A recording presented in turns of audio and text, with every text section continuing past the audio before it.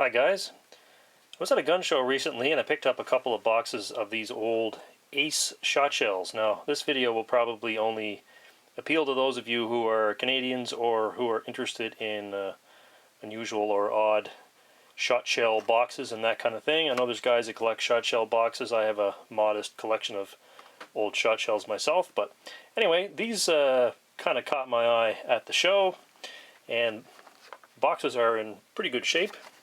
Just a plain blue box with a white star on the front.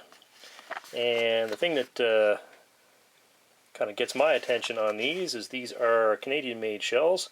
These are made by Canadian Industries Limited, or C.I.L, out of Montreal. And there's a good look at all sides of the box. This is the better condition of the two boxes. I think that's the one I will keep more or less unmessed with. Here's the one I've opened up, and these shells, from what I can gather, were kind of a private brand or a store brand type item sold in the 1970s, maybe the early 1980s. I was talking to a few people. They said they used to be able to buy these at their local hardware stores, Home Hardware, and a couple other different lines.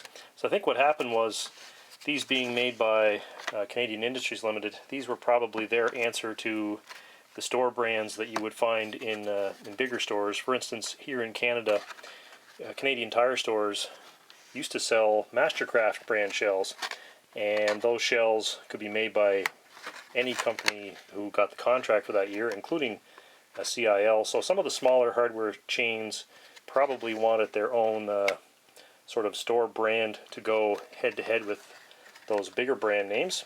So this would have been one of the things that they could buy and sell for probably a little bit less money than the other C.I.L products that you could buy at the time, like Imperial and Canuck. So we've got a fairly economical style of shell. I've taken one of these shells out already. That's why there's a gap. You can see we've got the regular top flaps. By the way, if you've got a box of shells and you want to reseal it correctly, they go together like that. So, and there's a date code or some sort of a production code on the flap. And we've got a plastic shell with a heat-sealed crimp, sort of an 8-sided thing with a big heat seal. These are difficult to reload because of that heat seal, because that piece in the middle tends to blow out, and you're left with a big hole in the middle of the crimp. So they're not exactly the best shell for reloading. This particular shell is a 12 gauge, of course, and it's loaded with 7.5 shot. And for a shell back a few years ago, this is sort of the more cheaply made ones. This is actually a brass plated steel head, so this is not a brass head like you would be used to seeing. You can actually see on some of these shells, just from sitting in the box, there is some corrosion on a few of them just from the moisture. So that copper wash, kind of like you find on steel cased, there you can see some corrosion there, steel cased rifle ammo. It's just mildly rust proofing. It's not a great solution for long term. Now there's some more corrosion on that, and that was just from sitting around in the box. I don't think these boxes were in a really damp place, because they're in too good a shape to have been stored in a damp location. So this is sort of a standard sort of a skeet type load. You got 3 1/4 dram equivalent, 1 1/8 ounce of shot, and it is 7.5. So that's a pretty standard load, like I said, for skeet, shot size, or even trap. And so there's an example of what the shells look like. I've got one here that I pulled apart, or sectioned away a little bit. You can see some of the shots leaking out. Give you an idea what's inside these shells. So you can see that there's a 2-piece plastic wad. We've got a shot protecting wad up front here with petals on it, and there's the shot inside. So there's just an idea of how the shell was put together. I'm going to dump the shot out of this. We've got the shot dumped out there. That gives you a little better idea of what's going on inside the shell. I kind of cut this wad up a little bit when I was cutting the shell apart, but so this is a very reminiscent to a current style of wad. And if you have ever shot or pulled apart any federal top guns or the current, I think it's a State Cartridge Company target loads, you will note that they are loaded with basically this identical wad. And you can see that it's a two-piece wad. We've got a front portion there that protects the shot, and we've got this rear portion that has a gas seal. Whoops, get it into focus there.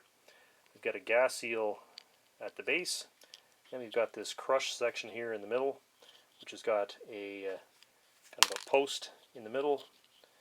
And these are good for automated loading machines because the machine can just crush this wad column down to whatever height is necessary with the components. So fairly versatile style of wad for a company to load into shells in quantity.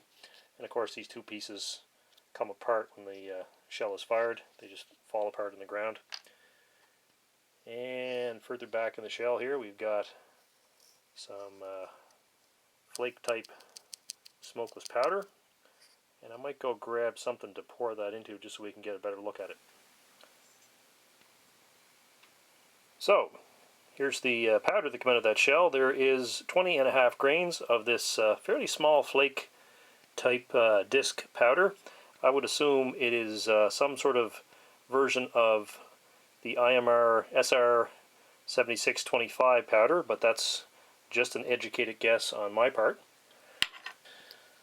Now that we've got the powder out of the way, you can get a better look at the inside of the shell. You can see that we've got a wound paper base wad, and we've got this fairly thick plastic tube hull, and of course our primer sitting in the middle of that. So here's the shell with the primer removed. Nothing terribly unusual about that. You can see the metal sort of hooked underneath to anchor the head to the tube and to hold the wound tube and base wad in place. The primer itself is a little bit different than what you'd see nowadays. As you can see, it's fairly short. If you look at this is a Federal 209 style primer, and it's quite a bit taller than the C.I.L. And that's the thing with C.I.L. primers. They were always of this short construction. And you'll notice that in all the C.I.L. shot shells, that shorter primer, it's the same diameter as a 209, and in fact if you're going to reload the shell you can use any 209 style primer, Winchester Federal, Cheddite, Remington, whatever you want to use. It'll just stick up in the primer pocket a little bit further.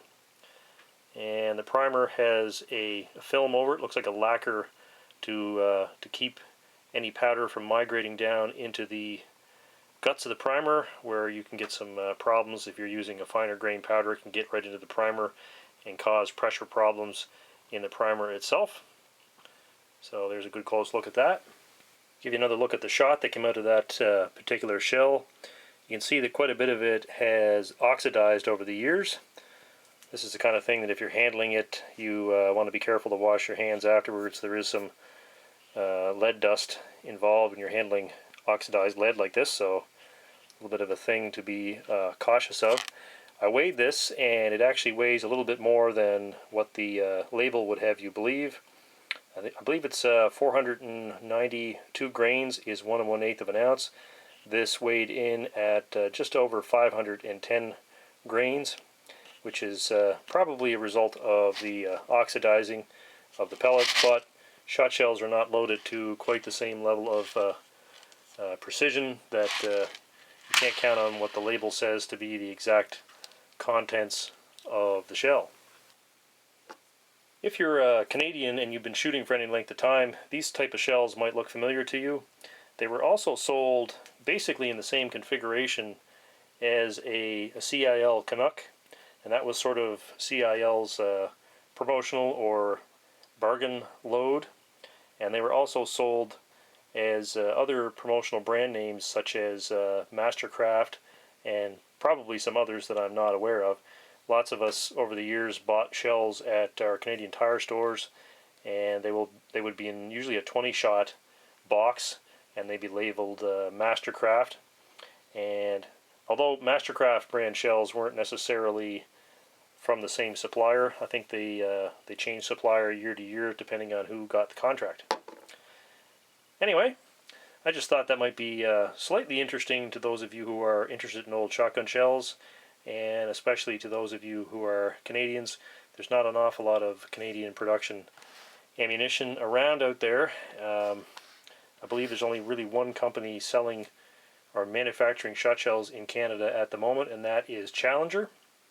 And they make a range of shotgun shells that are reasonably well distributed in Canada, and in fact, I think they're selling shells again using the Imperial brand name. I do believe I saw some recently under that brand name manufactured by Challenger.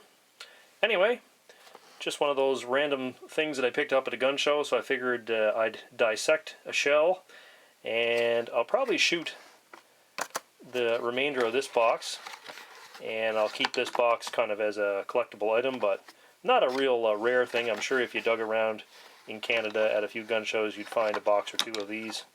If you wanted to add some to your ammo collection, or you wanted to fire a few just to see what kind of performance they had. So maybe I'll get around to doing a video firing a few of these up.